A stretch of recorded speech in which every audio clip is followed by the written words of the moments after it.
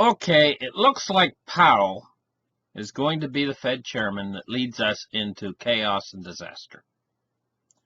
They're doing a program right now, and we're in the middle of it right now. Everybody should know what this program exactly is. It's called quantitative tightening. Now, we had quantitative before. We had the quantitative easing. And now we have something called quantitative tightening, and it's a reverse policy of quantitative easing. Basically, how it works is these toxic bonds and stuff, what they do is these toxic bonds reach a point when they mature. The bonds mature. And instead of rolling them over and buying new bonds, what they're going to do is they're just going to they're not going to roll these over. And now they started this program back in October. And they started with $10 billion a month. And I mean, we didn't notice much. But the effect is cumulative. The first month it was $10 billion. And then they did $10 billion the following months, which made $20 billion that they were doing. And then they did $10 billion the third month, which was $30 billion. So the first $30 billion, it was minuscule, the effect. Didn't show much effect. And then the end of January came due, the end of the first month of the new year, which is January. They decided to up it at the 1st of January to $20 billion a month. So you see, in the first 3 months, they only did $30 billion. And all of a sudden, they're going to do $20 billion more in January. And that didn't really have too much of an effect because it didn't really kick in until the end of January and then what happened was $20 billion more. So that made $50 billion's worth they did all together. And then $20 billion more in February. See, at the end, and what they're going to keep doing is upping the ante. At the end of March, it's going to go from $20 billion then to $30 billion. And then to $40 billion. And then to $50 billion a month. See, what they're doing is, it's a cumulative effect. It's kind of like the effect you'd have if you were drinking glasses of water. The first glass of water wouldn't have much effect at all. You wouldn't even hardly feel it. But the second glass of water, you'd start to feel a little bit. And the third glass of water, you'd feel a lot more. And then the guy says, okay, now instead of drinking 1 glass of water to a time, now you're going to drink 2 glasses of water, too. And so all of a sudden, you have to drink the first 2 glasses of water. And then you've got 5 glasses of water inside you. Now you're starting to really feel it. And then he says, no, that ain't enough. Now we're going to up it to 3 glasses of water. See, it's a cumulative effect. They're hitting us with more. And Powell's just going to keep shoving it down our throat. So what's going to happen when they keep raising it? In the end of March, they're going to raise it again. And then 3 months later, they're going to raise it again. And 3 months later, they're going to raise it again. They're just going to keep raising this bar until they get a market crash that's over 25%.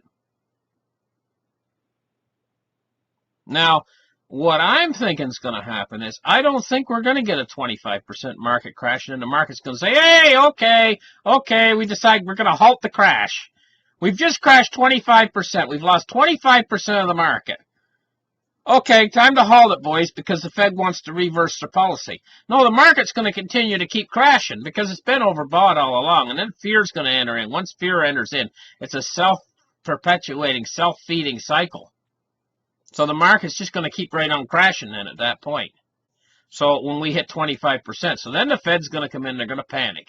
When they hit that 25% mark, because they're always so exact, they got it all marked where they're gonna step in and everything else. So then they'll step in, but the market will continue to crash.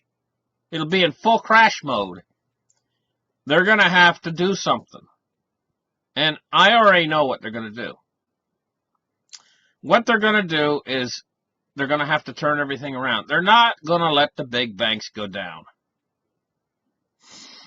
They didn't in 2008, and they won't this time either. They're not going to let them go down. But we're going to be in the middle of full crash mode.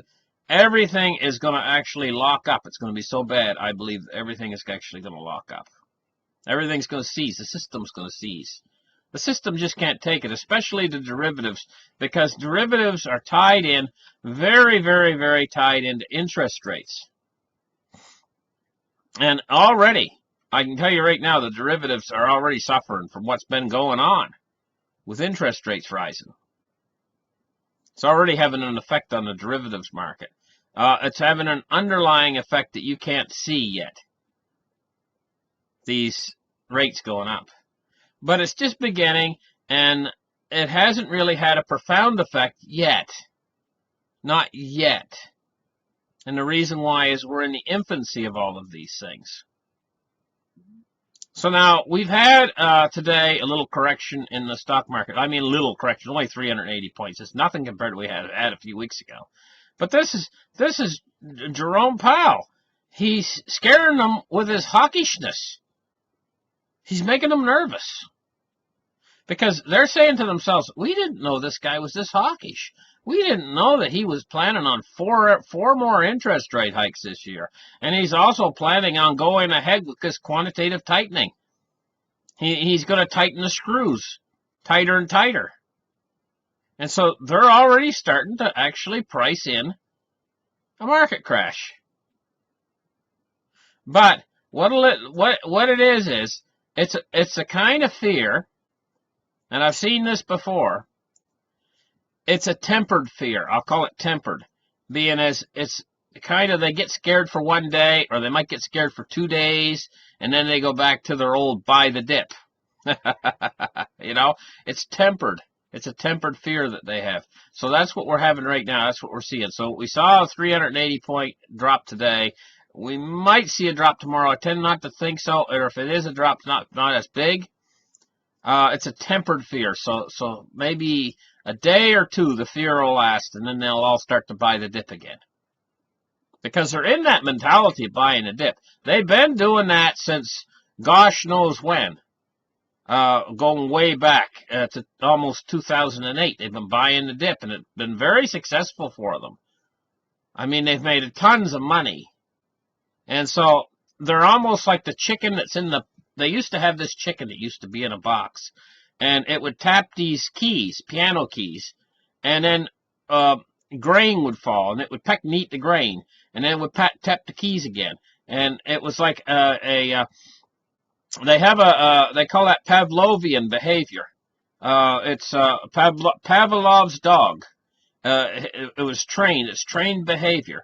And this is what the stock guys are into right now. They're into this trained behavior, like Pavlov's dog. It's a psychology behavior of a reward. They're going to get a reward when they peck the keys, and pecking the keys is buying on the dip. Then they get rewarded.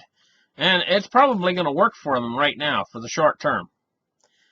So we're probably going to see the market tend to have higher lows and higher highs up until March, when Powell makes his next move. And I don't think we're going to get too far toward the end of April before we're going to get some sort of a big movement in the markets, because pressure is going to build as the interest rates go over 3% on the U.S. 10-year. And I'm expecting that to happen when they increase quantitative tightening to $30 billion a month. I'm expecting then it to rise. And so then if we can somehow get through that, and I say somehow squeeze through that at $30 billion a month for the next 3 months, and I'm not ruling that out that we can't. Maybe we might get a 10% market correction again like we had, and then they might get through that and price it in, and we might get through the following 3 months. But then in August, they're going to raise it to $40 billion, and they're going to give you another interest rate hike. And these interest rate hikes might only be 25 basis points, which a lot of these guys out there say, oh, that's nothing, 25 basis points. But they're cumulative again, see? 25, 25, 25, 25, and you've got a full basis point. 25, 25, 25, 25, and you've got a second full basis point. The first thing you know, you get 2 or 3%. And that is something. You know, and this is going to have a profound effect on on everything. All these bubbles, all these, you got the housing bubble, you got the car bubble, auto loan bubble, you got all these different bubbles that have been blowing up on 0% interest rate policy. Suddenly, you've got interest rates rising, and who's going to be able to afford to buy a home when the interest rates go up that much? You know? And so what's going to happen is these bubbles are going to start to burst at the same time, simultaneously, as the stock market starts crashing. Everything's going to crash down around our ears, and I believe it's all going to happen before the end of 2018. Because if they do get by the 40, raising it to 40 in August, 3 months later, they're going to raise it to 50. It's like you got to think to yourself, are they nuts? They're pulling the legs out from under the table. Of course, sooner or later, the table's going to have to fall. It's just simple math. So listen, thank you guys for listening. Like and subscribe, and we'll catch you in the next show. Bye.